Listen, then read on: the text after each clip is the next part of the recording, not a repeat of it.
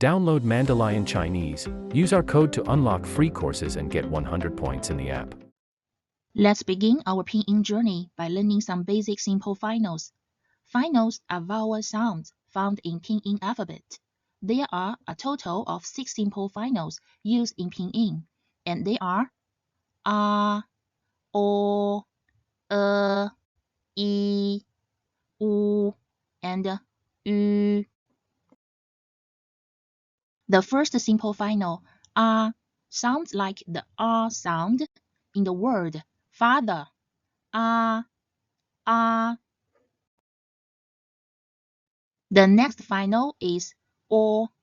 O is similar to the O sound in the word saw. O.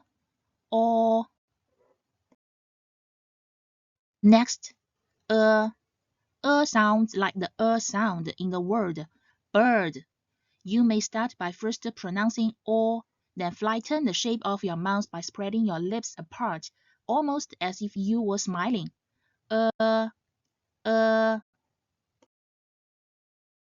Next, E. It is similar to the elongated E sound in the word see. E. The second last final is U. This final is easy to pronounce. It is just like the extended O sound in the word school or moon. The last simple final can be slightly tricky for new learners to spoken Mandarin because it is not found in the Latin alphabet. The last final is a U with 2 dots on the top it. It is written just like the German umlaut U and is pronounced in the same way. Ü. Here's a little tip to pronounce it more accurately. Start by pronouncing the simple final E first. Then, while still saying E, slowly purse your lips together as if whistling or making the oo sound. Ü.